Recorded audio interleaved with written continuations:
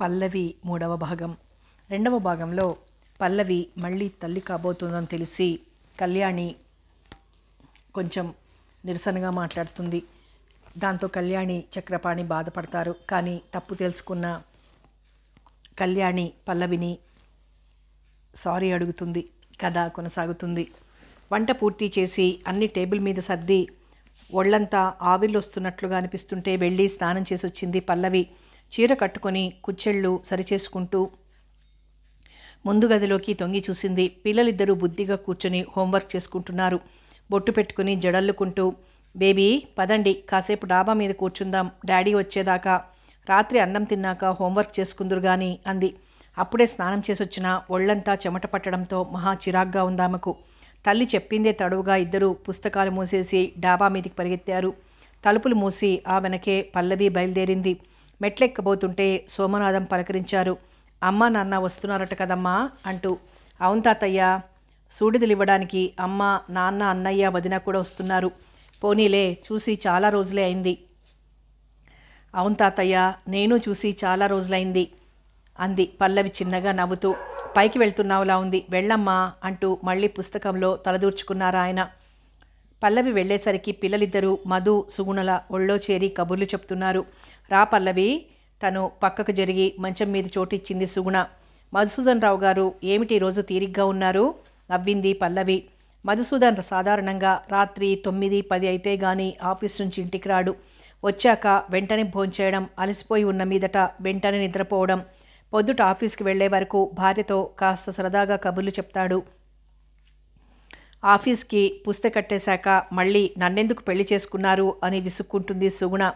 ఆఫీస్లో ఉండేది మొగుడు, నేను ఒక మొగుడిని అనిపించుకోకపోతే నాలోని మగాడికి చిన్నతనం కదా, అందుకే నా మగతనాన్ని నిరూపించుకోవడానికి నిన్ను పెళ్లి చేసుకున్నాను అంటుంటాడతను, ఆమె కోపాన్ని నవ్వులాటగా తేల్చేస్తూ. అతను తొందరగా ఇంటికొచ్చి తీరిగ్గా భార్యతో కబుర్లు చెప్తూ కూర్చోవడం చూసి పల్లవి కూడా ముచ్చటపడింది. ఓ అచ్చటా లేదు ముచ్చటా లేదు, నేను ఈ కాపురం చెయ్యలేను మహాప్రభో, విడాకులిచ్చి పుట్టింటికి పోతానంటూ మావిడ రోజు సతాయించి చంపుతోంది.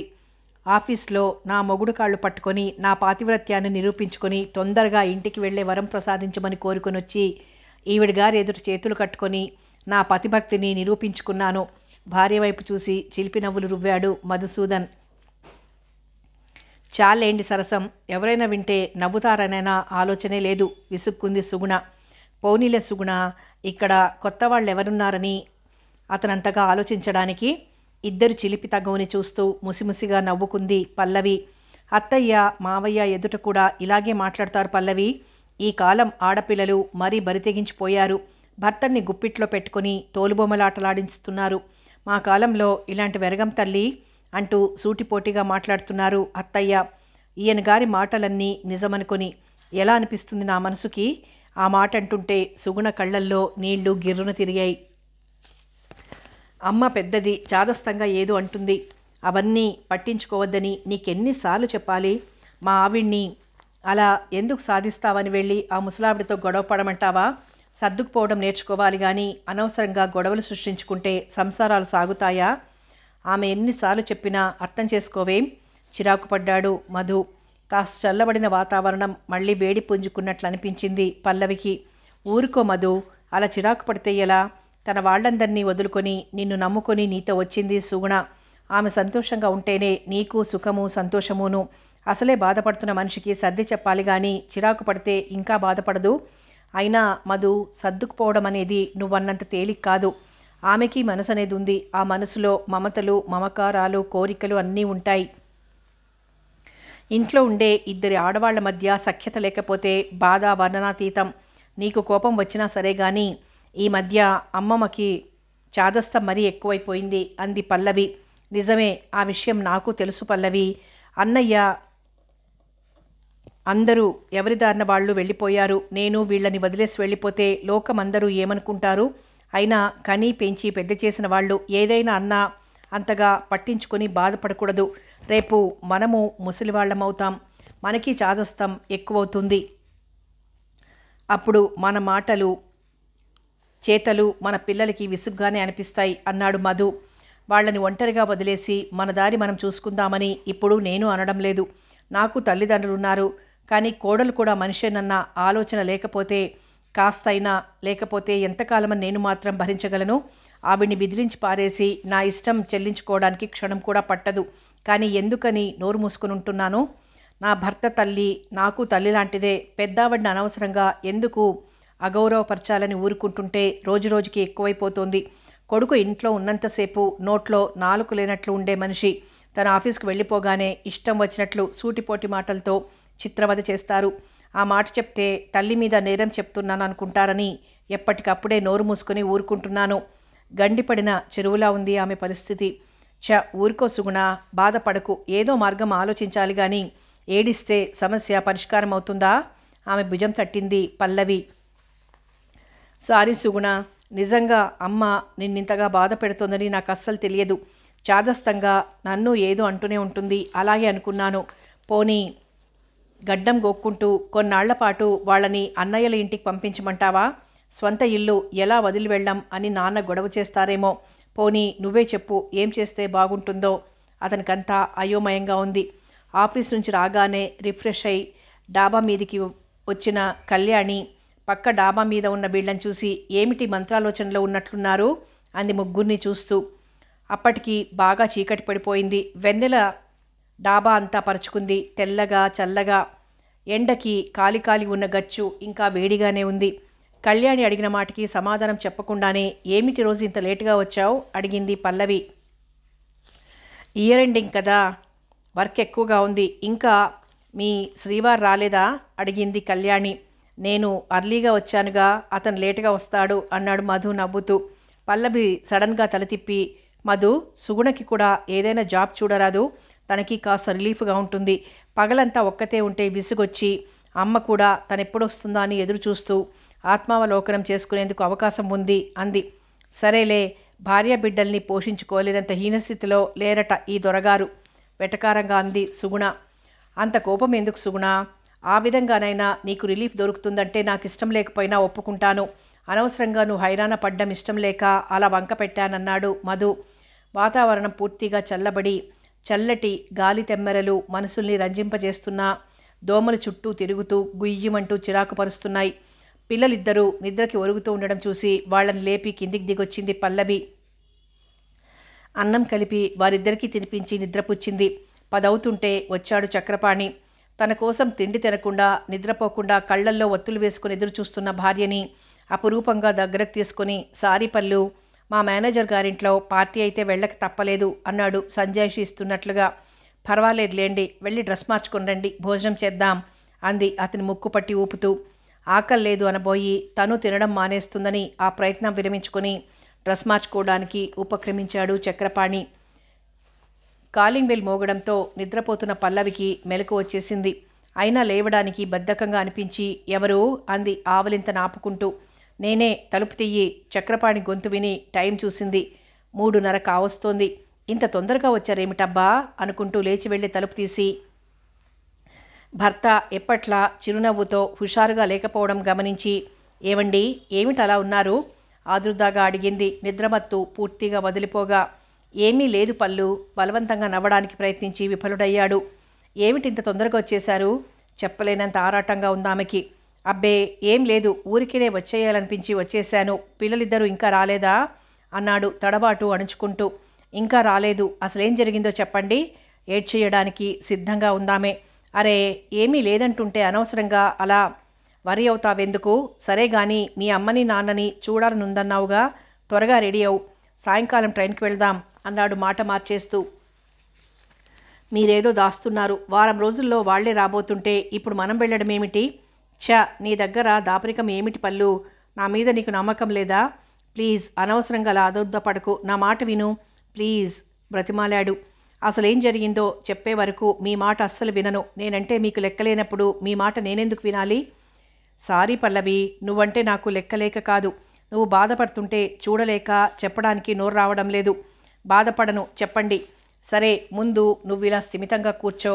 ఆమెను ఒక కుర్చీలో కూర్చోబెట్టి, పల్లు, మీ మమ్మీకి హార్ట్అటాక్ వచ్చిందట, ఆసుపత్రిలో చేర్పించారట, వెంటనే బయలుదేరమ్మని చరణ్ టెలిగ్రామ్ ఇచ్చాడు.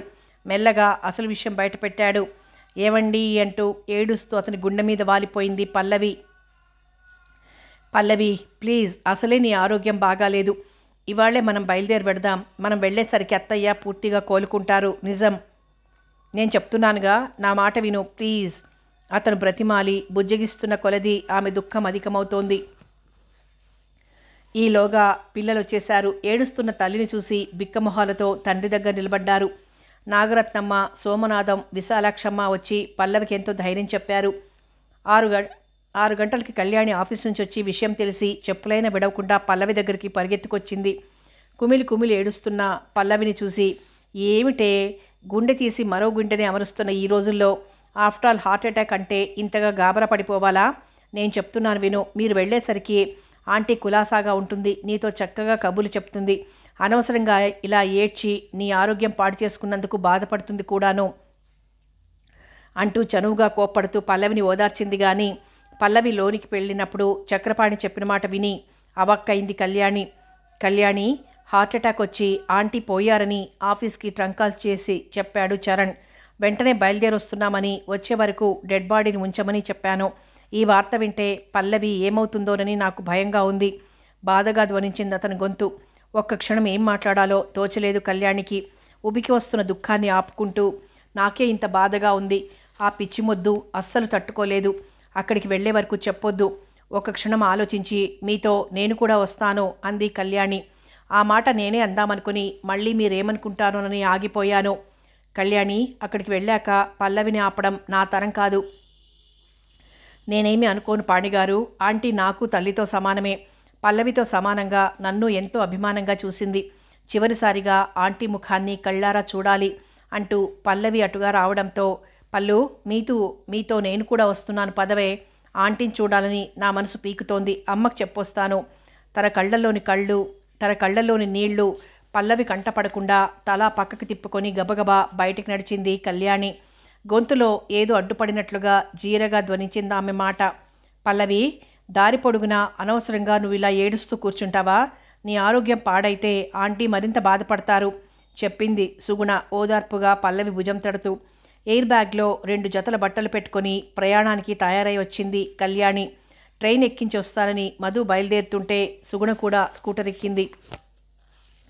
అంతా ఓదార్పు మాటలతో ధైర్యాన్ని కూడగట్టుకుని కీడును శంకిస్తున్న మనస్సును అదుపులో పెట్టుకుంటున్న పల్లవి వైజాగ్లో ట్రైన్ దిగి ఇంటికెళ్లేసరికి ముందు గదిలోనే ఎదురైన తల్లి శవాన్ని చూసి కుప్ప కూలిపోయింది.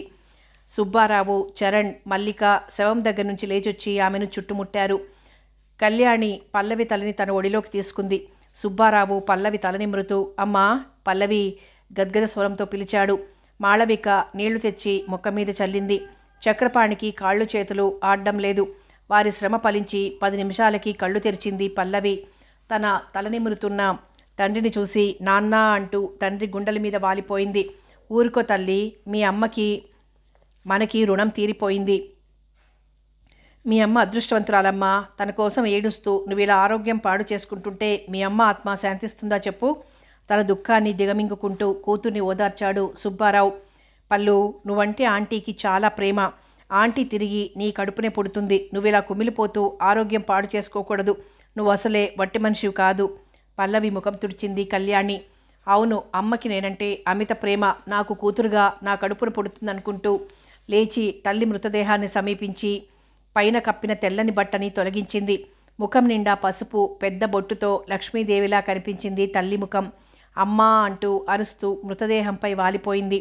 పైట చెంగు నోట కుక్కుకుంటూ వెళ్ళి పల్లవిని దగ్గరకు తీసుకుంది కళ్యాణి, నాకింక అమ్మ లేదే, నేను తల్లి లేని దాన్ని అయిపోయానే అంటూ బావురుమంది. పల్లు, ప్లీజ్ ఏడవకు. ఆప్యాయంగా తలని మిరి తన గుండెల్లో పొదువుకుంది. ఆమె రాక కోసమే ఆపిన తదుపరి కార్యక్రమానికి అవసరమైన ఏర్పాట్లు చకచకా జరిగిపోయాయి. శవాన్ని కదిలిస్తుంటే ఉన్మాదినిలా అరుస్తూ వెనక పరిగెడుతుంటే కళ్యాణి, మల్లిక, మాళవిక అతి ప్రయత్నం మీద ఇంట్లోకి లాక్కొచ్చారు. చక్రపాణికి అత్తగారు చనిపోయిందన్న బాధ కంటే భార్య ఏమైపోతుందోనన్న ఆరాటం ఎక్కువైంది. ఆఖరి కూతురని పల్లవిని అతి గారంగా చూసింది వసుంధర.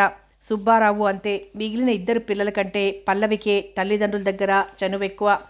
మొదటిసారి పల్లవి తల్లి కాబోతుందని తెలిసినప్పుడు వసుంధర ఎంత పొంగిపోయిందో, ఎంత అపురూపంగా చూసిందో. కాన్పు సమయంలో నొప్పుల బాధతో పల్లవి గిలగిల్లాడుతుంటే ఆ తల్లి ప్రాణం ఎంత విలవిల్లాడిపోయిందో. ప్రతి స్త్రీకి ఆ బాధ తప్పదని తెలిసినా అంతకంటే ఎక్కువగా నొప్పులు భరించి తను ముగ్గురిని కన్నదన్న విషయం మర్చిపోయి కూతురి బాధను చూడలేక తను బాధపడింది. పండంటి మనవడు పుట్టడంతో ఆ బాధను మర్చిపోయి కూతురు కంటే ఎక్కువగా తను మురిసిపోయింది. అసలు కంటే వడ్డీ ముద్దు అన్నట్లు మనవణ్ణెత్తుకుని ముద్దులాడింది. బేబీ పుట్టినప్పుడు కూడా అంతే. ఇప్పుడు కూడా తల్లి తన దగ్గరుంటుందని కొండంత ధైర్యంతో ఉన్న పల్లవి ఈ హఠాన్మరణాన్ని తట్టుకోలేకపోతోంది. తినడానికి సిద్ధంగా ఉన్న సిద్ధాన్నాన్ని ఉన్నట్లుండి గద్ద తన్నుకుపోయినట్లు క్షణంలో అంతా అయిపోయింది. ఇక నుంచి తను తల్లి లేనిది. ఇన్నాళ్ళు అమ్మచాటు బిడ్డగా పెరిగిన తను హఠాత్తుగా పెద్దదైపోయింది. అలా అనుకోగానే దుఃఖం ఆగలేదు పల్లవికి. దహన సంస్కారాలు పూర్తి చేసి వచ్చిన చరణ్ పల్లవి దగ్గర కూర్చొని, చెల్లి, ఏ విధమైన బాధ, కష్టం, అనారోగ్యం ఏమీ లేకుండా అన్ని కోరికలు తీర్చుకొని సుమంగళిగా భర్త ఒడిలో కన్నుమూసింది అమ్మ. అలాంటి మన అమ్మ కంటే అదృష్టవంతుడు ఎవరైనా ఉన్నారా ఈ లోకంలో? పుట్టిన ప్రతి మనిషికి మరణం తప్పదు. 40 ఏళ్లు తనతో కాపురం చేసి తన కష్టసుఖాల్లో భాగం పంచుకుంటూ ఏ పొరపచ్చాలు లేకుండా ఆనందాన్ని పంచి ఇచ్చిన భార్య చనిపోయినా మన కోసం దుఃఖాన్ని దిగమింగుకుంటున్న నాన్నగారిని చూడు. నిన్నటి నుంచి పచ్చి మంచినీళ్ళైనా ముట్టకుండా తనలో తనే కుమిలిపోతున్నారు. ఆయన ధైర్యం చెప్తూ అమ్మలేని లోటుని భర్తీ చెయ్యాలి మనం. నువ్విలా బాధపడుతుంటే నాన్నగారు మరీ కృంగిపోతారు. నీకే గాని మాకు బాధగా లేదనుకుంటున్నావా? అలా అని ఏడుస్తూ కూర్చుంటే పోయిన అమ్మ తిరిగి రాదుగా. పిల్లల్ని చూడు, నీకేసి ఎలా దిగులుగా బిక్కమొహాలు వేసుకొని చూస్తున్నారో. అస్తమానం ఇలా కంటికి మంటికి ఏకదారగా ఏడుస్తుంటే నువ్వేమైపోతావోనని బావా గాబరా పడుతున్నాడు. మనసు కుదుటపరుచుకుని ధైర్యం తెచ్చుకో. పిల్లల్ని దగ్గర కూర్చోబెట్టుకుని ధైర్యం చెప్పాలి గాని ఇదేమిటమ్మా? ఆప్యాయంగా ఓదారుస్తూ మృదువుగా మందలించాడు. అవును పల్లవి, ఏడుస్తూ కూర్చుంటే పోయిన ఆంటీ తిరిగి రాదు. ఆంటీ మంచితనానికి, ఆత్మీయతకి వారసులుగా నిలిచి ఆవిడ పేరు నిలబెట్టాలి అంది కళ్యాణి. కానీ ఇంకా అమ్మ అనే వస్తువుని మళ్ళీ ఈ జన్మకి పొందలేంగా కళ్యాణి. మేమెంతో సిరి సంపదల్లో తులతూగుతున్నా, సర్వ సౌఖ్యాలు అనుభవిస్తున్నా ఈ వెలితిగానే ఉండిపోతుంది తప్ప పూడదు. తన రక్తమాంసాలు పంచి ఇచ్చి ప్రేమగా పెంచి పెద్ద చేసిన ఆ తల్లి రుణం మేమెలా తీర్చుకోగలం? పిచ్చి, తనేదో త్యాగం చేస్తున్నాను, ఆ రుణం వాళ్ళు తీర్చుకోవాలి అన్న అభిప్రాయం మనసులో ఉంచుకొని స్త్రీ పిల్లల్ని కనదే. మాతృత్వం అనేది ఒక వరంగా భావిస్తుంది. తను కన్న పిల్లలు పెరిగి పెద్దవారై విద్యాబుద్ధులు నేర్చి తన వంశానికి పేరు ప్రతిష్టలు తేవాలని ఆశిస్తుంది. తను కన్న కలలు, ఆశలు నిజమైన నాడు తన జీవితం సార్థకమైందని భావిస్తుంది. ఆ బిడ్డల మంచి తనకంటూ ప్రత్యేకంగా ఏమీ ఆశించదు, ప్రేమానురాగాలు తప్ప. అమ్మకి మనం ఏనాడు ఏమీ లోటు చేయలేదు, పరుషవాక్యాలతో తూలనాడలేదు. ఆమె బిడ్డలమని గర్వంగా చెప్పుకోవడానికి మనం వెనకాడనవసరం లేదు. తనలో తనే కుమిలిపోతూ చెల్లెల్ని ఓదార్చడానికి ఏమేమో మాట్లాడసాగాడు చరణ్. పల్లవి దుఃఖం కాస్త ఉపశమించింది. తండ్రిని బలవంతంగా లేవదీసి స్నానం చేయించి కాఫీ తాగించింది. పిల్లలిద్దరిని దగ్గర తీసుకుని బుజ్జగించింది. చిన్నబోయి ఉన్న చక్రపాణిని మాటలతో సేద తీర్చింది. అమ్మయ్య, కాస్త దారిన పడిందని హాయిగా నిట్టూర్చింది కళ్యాణి. కానీ ఆ రాత్రి తల్లిని తలుచుకుని తనలో తనే కుమిలి ఏడుస్తున్న పల్లవిని చూసి బాధగా కళ్ళొత్తుకుంది. ఆమె బాధని చేత్తో తీసిపారేసేయగల శక్తి తనకుంటే ఎంత బాగుండును అనుకుంది. ఇంకేం చెయ్యలేక కర్మకాండ అంతా పూర్తయ్యాక తనకి సెలవు లేదని ప్రయాణమవుతూ పల్లవిని కూడా బయలుదేరమన్నాడు చక్రపాణి. మరో 10 రోజులు ఉండనివ్వు బావా, వాళ్ళ ఆడపడుచు పెళ్ళి ఉందని పెద్ద చెల్లి వెళ్ళిపోతోంది. పల్లవి ఉంటే మాకు కాస్త టైం గడుస్తుంది. నాన్నను చూస్తున్నావుగా, కాఫీ కూడా బలవంతంగా తాగించాల్సి వస్తోంది. ఎంతైనా కోడలు కదా. పల్లవికున్న చనువు మాళవికకు లేదు. నాన్న దగ్గర ఇంకా కొన్నాళ్లు పోతే గాని ఆయన తేరుకోలేరు. చరణ్ అనేసరికి కాదనలేకపోయాడు చక్రపాణి. అవును పాణిగారు, అంకుల్ని చూస్తుంటే భయం వేస్తోంది. ఎవరో ఒకరు దగ్గరుండి కొన్నాళ్లపాటు జాగ్రత్తగా చూసుకోవాలి అంది కళ్యాణి. నువ్వు కూడా కళ్యాణి, ఇదేమీ పరాయి ఇల్లు కాదగా అన్నాడు చరణ్ చక్రపాణితో పాటు ప్రయాణమవుతున్న కళ్యాణితో. లీవ్ అయిపోయింది చరణ్, అవకాశం ఉంటే నువ్వింతగా చెప్పాలా? వీలు చూసుకొని మళ్ళీ వస్తానుగా. అది కాక ఇంటి దగ్గర అమ్మ ఒక్కతి ఉంది. ఆవిడ ఆరోగ్యం కూడా అంతంత మాత్రమే. తీరా వచ్చాక ఆఖరి రోజు దాకా ఉండి వెళ్దామని ఆగాను కానీ నా మనసంతా ఇంటి దగ్గరే ఉంది సర్ది చెప్పింది కళ్యాణి. పల్లవిని పిల్లల్ని వదిలేసి ప్రయాణమైన చక్రపాణితో బయలుదేరింది కళ్యాణి. ముఖం ఇంత చేసుకుని వెళ్ళలేక వెళ్తున్న భర్తను చూసి గిజగిజలాడింది పల్లవి మనసు. పెళ్ళైన తర్వాత అతను భార్యను విడిచి ఎక్కువ రోజులు ఉండలేదు. పుట్టింటికి పంపిన 3వ రోజునే అత్తవారింటికి ప్రయాణమయ్యేవాడు చక్రపాణి భార్య కోసం. పల్లవి అంతే. పుట్టింటికొస్తే మర్నాటి నుంచి భర్త దగ్గర నుంచి వచ్చే ఉత్తరాల కోసం వీధి గుమ్మం దగ్గరే మకాం పెట్టేది. మల్లిక, చరణ్ ఆటలు పట్టిస్తుంటే ఉడుక్కుంటున్న పల్లవి ముచ్చటగా చూస్తూ వారిద్దరినీ మందలించేది వసుంధర. మల్లిక భర్త కూడా మంచివాడు, యోగ్యుడు. భార్య అంటే అతనికి అమితమైన ప్రేమానురాగాలున్నాయి. కానీ పైకి తేలడు. చక్రపాణి గలగల పారే సెలయేర్ లాంటివాడైతే అతను నిండుగా ప్రవహించే నది లాంటివాడు. ఎవరైనా ఏమైనా అనుకుంటారేమోనని పెళ్ళై ఉన్నాళ్ళు అయినా భార్యతో చనువుగా మాట్లాడడం, అందరి ఎదురుగా చెయ్యడు. మితభాషి, చిరునవ్వు, ఆహా ఊహలతోనే తన అభిప్రాయాలను వ్యక్తం చేస్తాడు. అందుకే చక్రపాణి వచ్చాడంటే సుబ్బారావు కుటుంబంలో నూతనోత్సాహం వెల్లివిరిసినట్లుగా ఫీల్ అవుతారు. అలాంటిది ఇప్పుడు భర్త ఒంటరిగా తిరిగి వెళ్ళిపోతుంటే వెంటనే బయలుదేరి అతనితో పాటు వెళ్ళిపోవాలనిపించింది పల్లవికి. కానీ తండ్రిని ఆ స్థితిలో కొన్నాళ్లపాటైనా కనిపెట్టుకుని ఉండడం కూతురిగా తన బాధ్యత అన్న విషయం గుర్తురావడంతో ఆ ప్రయత్నం విరమించుకుంది. కానీ ఇదివరకటిలా అతను భోజనానికి ఇబ్బంది పడతాడన్న బెంగలేదు. కళ్యాణి, సుగుణ ఉన్నారు. తమ ఇంట్లో మనిషిలా చూసుకుంటారు. అటువంటి స్నేహితులు లభించడం నిజంగా తన అదృష్టం. ఈ అదృష్టం జన్మ జన్మలకి తనని వరించాలి. పాపం పిచ్చి కళ్యాణి తన ఆరోగ్యం సరిగ్గా చూసుకోమని ఎన్నిసార్లు చెప్పిందో. కళ్యాణిని గురించి తలుచుకున్నప్పుడల్లా తన అన్నగారి మీద చెప్పలేనంత కోపం వస్తుంటుంది పల్లవికి. కళ్యాణిని కనుక పెళ్లి చేసుకుని ఉంటే తన అన్న ఎంతో సుఖపడేవాడని పదే పదే తలుచుకుని బాధపడుతూ ఉంటుంది. ఆమె అలా అనుకోవడానికి ముఖ్య కారణం మాళవిక కాస్త నోటి దురుసు మనిషి. ఏ సందర్భంలో ఏ మాట అనాలో ఏ మాట అనకూడదో తెలియక, లేక కావాలని అంటుందో గాని ఎంతమందిలో ఉన్నా పుల్ల విరిచి పొయ్యిలో పెట్టినట్లు మాట్లాడుతుంది. ఎదుటివారు ఏమనుకుంటారోనని, బాధపడతారేమోనని బొత్తిగా ఆలోచించదు. చరణ్ని అయినా సరే, చివరికి సుబ్బారావునైనా సరే, ముఖ్యంగా పల్లవిని బాధించే విషయం ఏమిటంటే చరణ్ ఎంతమందిలో కూర్చొని కబుర్లు చెప్తున్నా వచ్చి వంట పనిలో తనకి సహాయం చేయమంటుంది. ఆ విషయంలో మటుకి మాళవికను చూస్తే చెప్పలేనంత కోపం వస్తుంది పల్లవికి. నలుగురితో తిరిగే మగవాడు వారు అందరి ఎదురుగా వంటింట్లో ఆడంగి పనులు చేస్తూ కూర్చుంటే ఏం బాగుంటుంది? ఆ మగాడికి విలువ ఉంటుందా? ఇక ఆ ఆడదాని మీద గౌరవం కలుగుతుందా? బొత్తిగా ఆలోచించదేం వదిన? చిరాకు పడుతూ ఉంటుంది పల్లవి. తను పుట్టింట్లో, అదే అన్నగారింట్లో ఉంటే మటుకు అన్నగారిని వంటగది ఛాయలకు కూడా రానివ్వదు. అబ్బా, నువ్వు ఉన్నన్నాళ్ళు నా ప్రాణానికి హాయిగా ఉందే పల్లవి అంటుంటాడు చరణ్. ఆమె వెళ్ళిపోతుంటే, కోరి చేసుకున్నావుగా, అనుభవించు. కళ్యాణిని చేసుకోలేదన్న ఉక్రోషం కొద్దీ కసిగా అనుకున్నా మళ్ళీ అన్నగారి మీద జాలి కలుగుతుంటుంది. పిల్లల ఏడుపులు తారాస్థాయిలో వినిపిస్తూ ఉండడంతో ఆలోచనల నుంచి బయటపడి గేటు దగ్గర నుంచి కదిలి మెల్లగా లోపలికి నడిచింది పల్లవి. డాడీ వెళ్ళిపోయారంటూ కోరస్గా అరుస్తూ రాగాలు తీస్తున్నారు పిల్లలిద్దరూ. మాళవిక సర్దుకుని వారిద్దరిని ఊరుకోబెట్టాలని ప్రయత్నిస్తూ విప్రరాలవుతోంది. పల్లవి లోపలికి రాగానే ఇక నా వల్ల కాదన్నట్లు వారిని వదిలేసి తను లోపలికి వెళ్ళిపోయింది మాళవిక. వారిద్దరిని బుజ్జగించేసరికి విపరీతమైన విసుగు, నీరసం ముంచుకొచ్చింది పల్లవికి. పిల్లల మీద ఎప్పుడూ రానంత కోపం వచ్చి చెరో రెండు తగలనిచ్చింది. వారేడుస్తూ వెక్కుతూ పడుతుంటే ఆ కోపం కాస్త దిగిపోయి వారిని హత్తుకుని తను కాసేపు ఏడ్చింది. తన చుట్టూ అంత గందరగోళం జరుగుతున్నా సుబ్బారావుకి ఏమీ పట్టలేదు. సుఖ దుఃఖాలకి అతీతుడై తపస్సమాధిలో మునిగి ఉన్న మౌనిలా కళ్ళు మూసుకుని నిశ్చలంగా కూర్చునున్నాడతను. 7 గంటలవుతుండగా ఇల్లు చేరుకుంది. కళ్యాణి రిక్షా దిగి లోపలికొస్తూ ఇంటికి తాళం వేసి ఉండటం చూసి చీకటి పడుతున్న ఈ వేళ్లప్పుడు అమ్మ ఎక్కడికి వెళ్ళిందబ్బా? పెదవి కొరుక్కుంటూ ఒక క్షణం ఆలోచించి పక్కనున్న కాంపౌండ్ వాల్ దగ్గరికి వచ్చి అక్కడున్న పెద్ద రాయెక్కి సుగుణ అంటూ పిలిచింది. మరోసారి పిలిచాక నాగరత్నమ్మ బయటికొచ్చి, సుగుణ లేదే అమ్మాయి, పల్లవికి నొప్పులొస్తుంటే సుగుణ మీ అమ్మ కలిసి ఆసుపత్రికి తీసుకెళ్లారు. మీ అమ్మ తాళం చెవి ఇచ్చింది, ఇవ్వమంటావా? సాగదీసుకుంటూ చెప్పింది.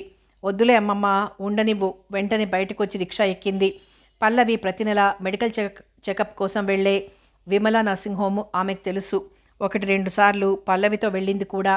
రిక్షా నర్సింగ్ హోమ్ ముందు ఆగగానే చెంగున కిందికి దూకి లోపలికి పరిగెత్తింది. పల్లవి బెడ్ మీద పడుకుని అసహనంగా కదులుతోంది. బాధని అదిమి పడుతున్నట్లు గుర్తుగా మెడనరాలు ఉబ్బి ఉన్నాయి. ఉండి ఉండి బాధతో అరుస్తోంది. ముఖం నిండా చెమటలు. సుగుణ, విశాలాక్షమ్మ చెరోవైపు కూర్చున్నారు. పక్కనే అమర్చి ఉన్న సెలైన్ బాటిల్లోంచి సెలైన్ కొద్ది కొద్దిగా పల్లవి శరీరంలోకి ఎక్కుతోంది. పల్లు పక్కనే కూర్చుని చెంప నిమురుతూ ఆదుర్దాగా పిలిచింది కళ్యాణి. కళ్యాణి, నేను చచ్చిపోతున్నానే. కళ్యాణి చేతి మీదున్న పల్లవి చెయ్యి గట్టిగా బిగుసుకుంది. అలా మాట్లాడకు పల్లవి. ఇంతకుముందు 2 బిడ్డల్ని కనలేదు. కాస్త ఓర్చుకో. కర్చీఫ్తో ఆమె ముఖం మీదున్న చెమటలద్దింది. సుగుణ ఫ్లాస్క్లో నుంచి కాఫీ కప్పులోకి వంచి కొద్ది కొద్దిగా పల్లవి చేతి తాగించింది.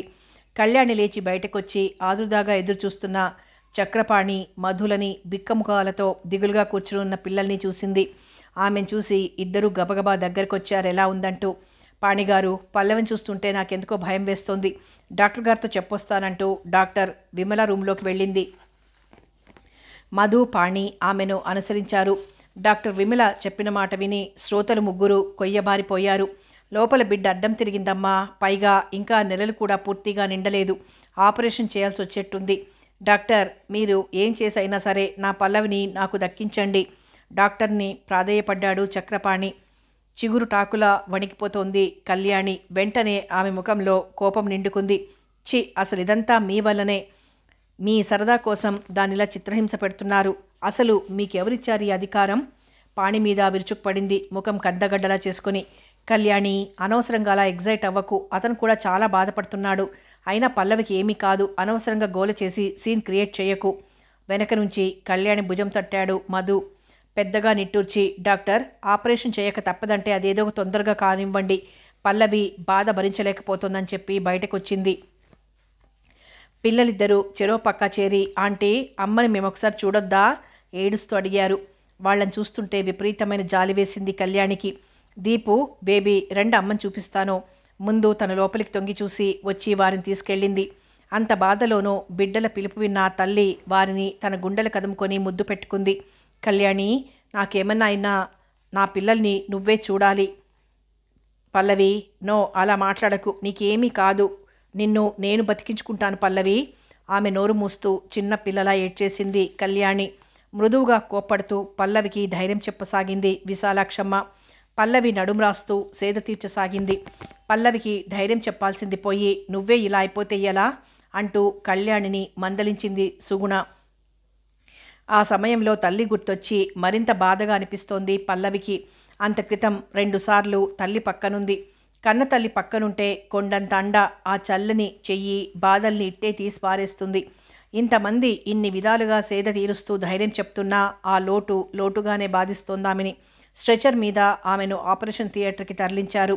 వెక్కి వెక్కి ఏడుస్తున్న పిల్లలిద్దరినీ దగ్గరకు తీసుకుని చేతికున్న వాచి కేసు చూసుకుంటూ అక్కడున్న బెంచ్ మీద కూర్చుంది కళ్యాణి. పొద్దున్నెప్పుడో 2 మెతుకులు తినుందేమో విపరీతమైన నీరసంగా కడుపులో మంటగా అనిపించసాగింది. ఆందోళనతో ముఖమంతా పీక్కుపోయినట్లుంది. కళ్యాణి, ఆఫీస్ నుంచి వచ్చాక కాస్త కాఫీ అయినా తాగావా అడిగింది సుగుణ. లేదు సుగుణ, రాగానే అమ్మమ్మ ఈ విషయం చెప్పింది. తాళమైనా తీయకుండానే ఇలా వచ్చేశాను అంది. ఫ్లాస్క్లో ఉన్న కాఫీని కప్పులోకి వంచి కళ్యాణి వద్దంటున్నా బలవంతంగా తాగించింది సుగుణ. సుగుణ, ఆ ఫ్లాస్క్ ఇటివ్వు, కాఫీ తెస్తాను. ఇంకా రాత్రైతే హోటల్స్ ఉండవన్నాడు మధు. పిల్లలిద్దరినీ తీసుకెళ్ళి ఏదైనా తినిపించి తీసుకురండి. మధ్యాహ్నం ఎప్పుడో తిన్నారు అంది సుగుణ ఫ్లాస్క్ అతనికి అందిస్తూ. పిల్లలిద్దరినీ తీసుకుని వెళ్ళాడు మధు. ఇందాక 4 గంటలకు మీ ఆఫీస్కి ఫోన్ చేశాను. మీరు ఎటో వెళ్ళారని చెప్పారెవరో అన్నాడు చక్రపాణి కళ్యాణితో. పని మీద సికింద్రాబాద్ బ్రాంచ్కి వెళ్లాల్సి వచ్చింది. 2 గంటలకే వెళ్ళిపోయాను. అక్కడ అందరూ బడుద్దాయిలు. ఒక్కడికి పని చేత కాదు, పాడు లేదు. నాకు కావలసిన కాగితాలన్నీ నేనే వెతుక్కొని పని పూర్తి చేసుకుని బయటకు వచ్చేసరికి 6 దాటిపోయింది. మళ్ళీ ఆఫీస్కి వెళ్ళి ఆ కాగితాలు అక్కడ అప్పగించేసి ఇంటికొచ్చాను. ఈ విషయం తెలిస్తే పని ఆపేసి అప్పుడే పరిగెత్తుకొచ్చేదాన్ని. ఆమె అలా అంటుండగానే థియేటర్ తలుపులు తెరుచుకొని బయటకు వచ్చింది doctor. Sorry mister Pani, she's no more. తల తిప్పుకొని గబగబా తన రూంలోకి వెళ్ళిపోయింది. పల్లవి అంటూ ఆసుపత్రి పరిసరాలు ప్రతిధ్వనించేలా గట్టిగా అరుస్తూ గోడకేసి తల బాదుకోవడం మొదలెట్టాడు చక్రపాణి పిచ్చివాడిలా. కళ్యాణి ఒక్క గెంతులో లోపలికి పరిగెత్తింది. నో, అలా జరగడానికి వీల్లేదు అంటూ. బాధల నుంచి శాశ్వతంగా విముక్తి పొందగలిగానన్న తృప్తితో నిర్మలంగా ప్రశాంతంగా నిద్రపోతున్నట్లుంది పల్లవి ముఖం. పల్లు, ఏమిటే ఇది?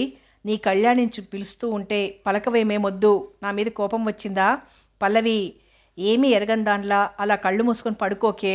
ఏదో ఒకటి మాట్లాడు. పిల్లల ముఖాన్ని తన చేతిలోకి తీసుకుని ఏడుస్తూ బ్రతిమాలుతోంది కళ్యాణి. ఆ దృశ్యం ఎటువంటి వారినైనా కన్నీళ్లు తెప్పించేలా ఉంది. పల్లు, మన స్నేహం అపూర్వమైందనుకున్నానే, ముందే తెలుసుకున్నట్లు పిల్లల్ని నాకు అప్పగించి నీ భారం దించుకున్నావా పల్లు? ఆ పిల్లల్ని నేనెలా పెంచగలనే? నా వల్ల కాదు. వచ్చి నీ పిల్లల్ని నువ్వే చూసుకో. పల్లవి, చిన్నప్పటి నుంచి ఒక్కలా పెరిగాం. నాకున్న ఒకే ఒక్క ప్రాణ స్నేహితురాలివి, అనురాగమూర్తివి. 3 పదులైనా నిండని నీకు అప్పుడే ఏం తొందరొచ్చిందని హడావిడిగా వెళ్ళిపోయావు? చేతులతో తలబాదుకోసాగింది. ఇలా ఏడుస్తూ నువ్వేమైనా అయిపోతే నాకేమిటే తల్లి, ఊరుకో. కూతుని దగ్గర తీసుకుంది విశాలాక్షమ్మ. పిల్లలిద్దరినీ ఊరుకోబెట్టలేక నానా అవస్థపడుతున్నారు. సుగుణ, మధు చక్రపాణి భుజం మీద చెయ్యేసి, పాణి, ఇలా ఏడుస్తూ కూర్చుంటే ఎలా? పిల్లలిద్దరూ బాగా బెదిరిపోయారు. ఎంత ఊరుకోబెట్టినా ఊరుకోవడం లేదు అన్నాడు. పిల్లలిద్దరినీ కౌగిలించుకొని భోరుమన్నాడు చక్రపాణి. నా విషయం మర్చిపోయారన్నట్లు ఉయ్యాల్లోని పాప క్యారుమంది. పల్లవి ధ్యాసలో ఉన్న వారికి ఆ పాప ఉనికే తెలియలేదంతవరకు. సుగుణ పాపని చేతుల్లోకి తీసుకుంది. ఏం బావుకుందామనే తల్లిని చంపి నువ్వు బతికావు. నువ్వు చచ్చి నా పల్లవి బ్రతికినా నేనెంతో సంతోషించేవాడిని. ఇప్పుడు నేను నిన్ను చంపేస్తాను.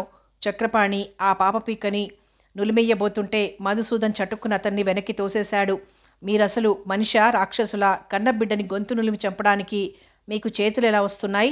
అసలు దీనికంతటికి కారణం మీరే. పిల్లలో అంటూ చివరికి దాని ప్రాణం తీశారు. మీ మూర్ఖత్వానికి ఇంకా కళ్ళైనా తెరవని ఇప్పుడే లోకంలో అడుగుపెట్టిన ఆ పాపను ఎందుకు బలిచేస్తారు? రౌద్రమూర్తిలా ఉంది కళ్యాణి. అది నా పల్లవి బిడ్డ. ఈ బిడ్డ మీద అది ఎన్నో ఆశలు పెట్టుకొని మమతలు పెంచుకుంది.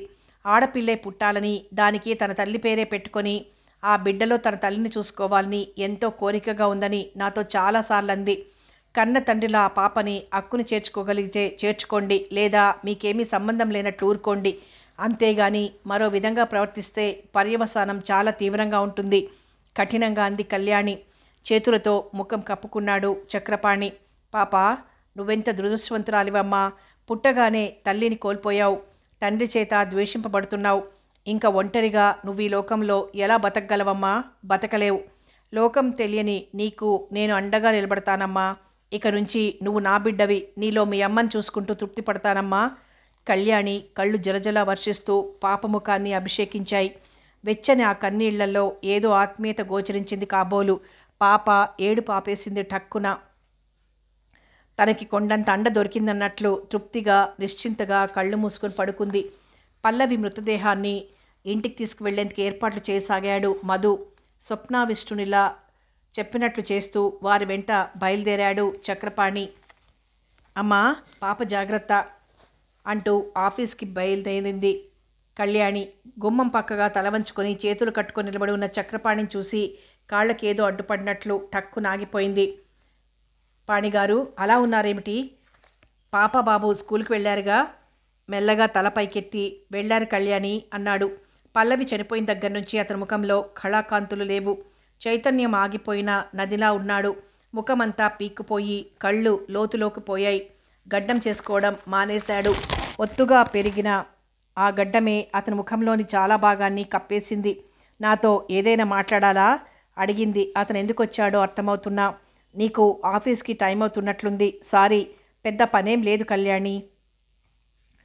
ఆ రోజు బాధతో మూర్ఖంగా అనుచితంగా ప్రవర్తించబోయానని ఈ 2 నెలల నుంచి పాపని నా కళ్ళ పడనివ్వడం లేదు నువ్వు. నిజంగా నేనంత కసాయవాడిని కాను కళ్యాణి. ఒక్కసారి పాపని చూడనివ్వండి. చివరి మాట అంటున్నప్పుడు అతని గొంతు జీరబోయింది. కళ్ళు నీళ్లతో నిండుకున్నాయి. క్షమించండి పాణిగారు, న్యాయంగా అది మీ బిడ్డ. మీరు దాన్ని ఏం చేసినా అడిగేవాళ్ళు లేరు. అడిగే హక్కు నాకు లేదు. కానీ అది పల్లవి బిడ్డ కూడా. పల్లవి నాకు ఎంత అభిమాన పాత్రురాలో మీకు తెలుసు. పల్లవి ఆశలన్నీ కలబోసుకున్న బిడ్డ. పల్లవి కలల పంట అయిన పాప మీ కంట పడితే పల్లవిని దూరం చేసిందనే బాధతో, ఆవేదనతో ఆ పాపనేం చేస్తారోనని భయంతోనే పాపం దాచాను. పల్లవిని మీరు ఎంత గాఢంగా ప్రేమించారో నాకు తెలుసు. ఆమె మరణం మిమ్మల్ని ఎంతగా కృంగతీసింది తెలుసు. పాపని మీ నుంచి దూరంగా ఉంచాలనే దురభిప్రాయం నాకు లేదు. ఇన్నాళ్లకైనా బిడ్డ మీది మమకారం మీలోని తండ్రి హృదయాన్ని కదిలించగలిగినందుకు నాకెంతో సంతోషంగా ఉంది. ఈ పాపని ఆప్యాయంగా ప్రేమగా గుండెలకి హత్తుకున్న నాడు నిజంగా పల్లవి ఆత్మ శాంతిస్తుంది. చెక్కిళ్ల మీదకి జారుతున్న కన్నీటిని కొనగోట తుడుచుకుంటూ, అమ్మా, చక్రపాణి గారికి పాపనివ్వు, నేను ఆఫీస్కి వెళ్తున్నాను అంటూ గబగబా వెళ్ళిపోయింది కళ్యాణి. రానాయన, అక్కడే నిలబడిపోయావేమిటి? విశాలాక్షమ్మ పిలవడంతో నీళ్లు నిండిన కళ్ళని కర్చీఫ్తో ఒత్తుకుంటూ లోపలికి అడుగుపెట్టాడు. పల్లవి మరణం తర్వాత అతను ఆ ఇంట్లో అడుగుపెట్టడం అదే మొదటిసారి. పూట పూట కళ్యాణి వెళ్ళి పిల్లల ఆలనా పాలనా చూస్తూ ఉండడం, పల్లవి ధ్యాసలో పడి రాత్రింబవళ్ళు నిద్రాహారాలు లేకుండా పిచ్చివాడిలా గడుపుతున్న చక్రపాణి చేత బలవంతంగా 2 ముద్దలు తినిపించి 4 మాటలు మాట్లాడొస్తుండేది. బాబు బేబీ ఒంటరిగా ఉంటే దిగులు పడతారని తన దగ్గర కూర్చోబెట్టుకుని కబుర్లు కథలు చెప్తూ తల్లిని మరిపించడానికి ప్రయత్నం చేస్తుంటుంది. స్కూల్ నుంచి రాగానే పరిగెత్తుకుంటూ వచ్చి పాప పక్కన చేరి తమ చిట్టి చిట్టి చేతులతో పాపని ఆడిస్తుంటే ముచ్చటగా చూస్తూ కూర్చునేది. ఇలా బిడ్డల ఆటపాటల్ని చూసుకునే అదృష్టాన్ని కోల్పోయిన ప్రాణ మిత్రురాల్ని తలుచుకుని కుమిలి కుమిలిపోయేది తనలో తనే. పిల్లలిద్దరికీ మాత్రం పాప తోడిదే లోకం. తల్లిపోయిన దిగులుతో మానసికంగా కృంగిపోయి చదువులో కూడా బాగా వెనకబడిపోయారిద్దరూ. కళ్యాణి రోజు కాసేపు కబులతో పాటు చదువు విషయంలో శ్రద్ధ తీసుకుంటోంది. కూర్చోబాబు, ఏమిటలా నిలబడే ఉన్నావు? విశాలాక్షమ్మ మరోసారి హెచ్చరించడంతో సర్దుకుని, పాపనివ్వండి ఆంటీ, నేను వెళ్తాను అన్నాడు చక్రపాణి. జాగ్రత్త నాయనా అంటూ పొత్తిగుడ్డతో పాటు పాపనందించింది విశాలాక్షమ్మ. వస్తానాంటీ అంటూ పాపను తీసుకుని ఇంటికి తిరిగొచ్చాడు. పాపని ఒడిలో పడుకోబెట్టుకొని తొలిసారిగా తనివి తీరా చూశాడు. పూర్తిగా పల్లవి పోలికలు పుణికిపుచ్చుకుందా పాప. ఆ పాపని తన హృదయానికి హత్తుకొని, పల్లు, ఎందుకు మమ్మల్నిలా ఒంటరి వాళ్ళని చేసిపోయావు? నేను ఈ పిల్లల్ని ఎలా పెంచి పెద్ద చేయగలను? పిల్లల కోసం తప్పించిపోయిన మాట నిజమే, కానీ ఈ పిల్ల పుట్టుక నీ చావుకి కారణం అవుతుందనుకుంటే జన్మ జన్మలకి నాకసలు పిల్లలే వద్దని కోరుకునేవాడిని. పసివాడిలా బావురమన్నాడు. ఆ ఏడుపు విని మధ్య తలుపు తెరుచుకొని పరిగెత్తుకొచ్చింది సుగుణ. ఏం జరిగిందోనని గాబరా పడుతూ. అతను ఆ స్థితిలో చూడగానే ఆమె మనసు నీరైంది. పాణిగారు, మీరే ఇలా ఇదవుతుంటే పిల్లలు మరింత దిగులు పడతారు. వాళ్ళు ఇప్పుడిప్పుడే కాస్త తేరుకుంటున్నారు. మీ మనసులోని బాధని ఎవరూ మాన్పలేరు. కానీ పిల్లల కోసం అయినా మీరు మనసుని కుదుటపరచుకోవాలి. ఈ పిల్లలు అంటే పల్లవికి పంచప్రాణాలని మీకు తెలుసు. సరైన ఓదార్పు, ఆలన పాలన లేక పిల్లలు శారీరకంగా మానసికంగా కూడా పాడైపోతున్నారు. పల్లవి ఆత్మ శాంతించదు సరికదా, మరింత క్షోభిస్తుంది. అనునయ వాక్యాలతో సేద తీర్చింది. ఆ రోజంతా పాపని క్షణమైనా దింపకుండా ఎత్తుకునే కూర్చున్నాడు. సాయంకాలం ఆఫీస్ నుంచి వచ్చిన కళ్యాణి పాప లేత బుగ్గల్ని ముద్దులాడుతున్న చక్రపాణిని చూసి హాయిగా నిట్టూర్చింది. పల్లు పుట్టిన ఇన్నాళ్లకి పాప తండ్రి ఒడిలోని వెచ్చదనాన్ని, మాధుర్యాన్ని అనుభవించగలిగింది. ఆనందంతో కళ్ళు చెమర్చాయామెకి. Kalyani, many many thanks. నువ్వు కనుక అడ్డు రాకపోతే పల్లవి నాకు దూరమైందన్న కోపంతో, ఆవేశంతో, దుఃఖంతో పాప పట్ల కసాయివాడి కంటే హీనంగా ప్రవర్తించే ఉండేవాడిని. నీ రుణం నేనెలా తీర్చుకోను? కళ్యాణి, రాను రాను అతడి గొంతు వాడిపోతోంది. పల్లవి నా ప్రాణ స్నేహితురాలు. దాని బిడ్డని కాపాడడం నా బాధ్యత అనిపించి దాని పట్ల జాగ్రత్త వహించాను. అంతే తప్ప నేనేదో ఘనకార్యం చేశానని నేను భావించడం లేదు. ఈ మాత్రానికి రుణాల దాకా ఎందుకు పాణిగారు? పాప మీ మనసులో చోటు చేసుకోగలిగింది. నాకదే సంతోషం. ఆంటీ ఆంటీ అంటూ పరిగెత్తుకొచ్చిన బాబు బేబీలను దగ్గర తీసుకుని ముద్దు పెట్టుకుంది. ఆంటీ, పాప మా ఇంట్లోనే ఉంటుందా ఇక? అవును దీపు, మీ చెల్లి మీ ఇంట్లోనే ఉంటుంది ఇక. చిన్న పాప కదా, ఏమీ చెయ్యకూడదు, కొట్టకూడదు, తెలిసిందా? అలాగే ఆంటీ. మా చెల్లాయిని మేమెందుకు కొడతాం? 10 ఏళ్ల దీపక్ పెద్దవాడిలా తలెగరేసి మాట్లాడుతుంటే ముచ్చటగా అనిపించి గబుక్కున బుగ్గ మీద ముద్దు పెట్టుకుంది. ముఖం అసహ్యంగా పెట్టి బుగ్గ మీద అరచేతు రుద్దుకుంటూ, ఛీ, నన్ను ముద్దు పెట్టుకుంటావు అన్నాడు. ఏరా భడవా, నిన్ను ముద్దు పెట్టుకోకూడదా? అంది చిరునవ్వుతో. ఈ బుగ్గ అమ్మది, అమ్మే ఈ బుగ్గ మీద ముద్దు పెట్టుకోవాలి. మరి నువ్వు ఆంటీవి కదా అంటుంటే ఆ పసివాడి కళ్ళల్లో నీలినీడలు చోటు చేసుకున్నాయి. Sorry Deepu, very very sorry. ఇంకెప్పుడు ఆ బుగ్గ మీద నేను ముద్దు పెట్టుకోను, సరేనా? Thank you aunty. గుడ్, మీరు వెళ్ళి ఆడుకోండి అని చెప్పి పాపకి పాలు అవి ఎలా కలపాలో తెలిసిందా? పొద్దుట హడావిడిగా ఆఫీస్కి వెళ్ళిపోయాను, టైం అయిపోతుందని చక్రపాణిని అడిగింది. సుగుణగారు కలిపి తీసుకొచ్చి పట్టించారు. అలాంటి పనులేవి నన్ను చెయ్యనిచ్చేది కాదు పల్లవి. ఎవరైనా ఆయా దొరుకుతుందేమో చూడు కళ్యాణి అన్నాడు. అలాగే చూద్దాంలేండి. కాసేపు కూర్చుని వచ్చేసింది ఇంటికి. చీకటి పడింది. వంట పని ముగించుకొని రామాయణ పఠనంలో మునిగిపోయింది విశాలాక్షమ్మ. ఏమీ తోచక కాసేపు అటు ఇటు తిరిగి బాదం చెట్టు కిందికి వచ్చి కూర్చుంది. ఆ చెట్టు కింద కూర్చుని పల్లవితో తన ఆడిన ఆటలు పాటలు బొమ్మల పెళ్ళిళ్ళు చేయడం అన్నీ ఒక్కొక్కటే నెమరు వేసుకోసాగింది. కోడలి పిల్ల అంటూ వసుంధర వేళాకోళం చేస్తుంటే తను సిగ్గుపడడం, అదే భావం మనసులో నాటుకుని తను చరణ్ మీద మోజు పెంచుకోవడం, ఆఖరు నిమిషంలో చరణ్ మాళవికని పెళ్లి చేసుకోవడం, అలా ఒక్కొక్కటే మననం చేసుకోసాగింది. ఆఖరుగా పల్లవి మరణం గుర్తుకొచ్చింది. తండ్రి పోయినప్పుడు కూడా నిజంగా తనంతగా బాధపడలేదు. సృష్టిలో అన్నింటికన్నా మధురమైనది శాశ్వతమైనది స్నేహం. తన కోసం ప్రాణాలైనా ఇవ్వగల ఒక్క స్నేహితురాలంటే ఆ వ్యక్తి నిజంగా చాలా అదృష్టవంతుడు. సహృదయంతో కష్టంలో సుఖంలో సంతోషంలో అవసర సమయంలో నిండు మనసుతో సహకరించగలిగిన వారే నిజమైన స్నేహితులు. తను పల్లవి స్నేహానికి అసలైన నిర్వచనంలా ఉండేవారు. ఇద్దరిది ఒకటే ప్రాణం, ఒకటే మనసు, ఒకటే శరీరంగా బ్రతికారిన్నాళ్ళు. కానీ ఈనాడు ఆ అనుబంధాలన్నింటినీ తెంచుకుని తనని ఒంటరిదాని చేసి వెళ్ళిపోయింది పల్లవి. అక్కడ తన కోసం ఎదురు చూస్తూ ఉంటుంది. తను ఇక్కడి పనులు తొందరగా ముగించుకొని ఆమె దగ్గరకు వెళ్ళడానికి సిద్ధంగా ఉండాలి. అంతలోనే నవ్వొచ్చింది ఆమెకి. తనకేమంత ముఖ్యమైన పనులు బాధ్యతలు ఉన్నాయని. తల్లి పిలుపుతో ఆలోచనల నుంచి తేరుకొని లోపలికి నడిచింది కళ్యాణి. కథ కొనసాగుతుంది.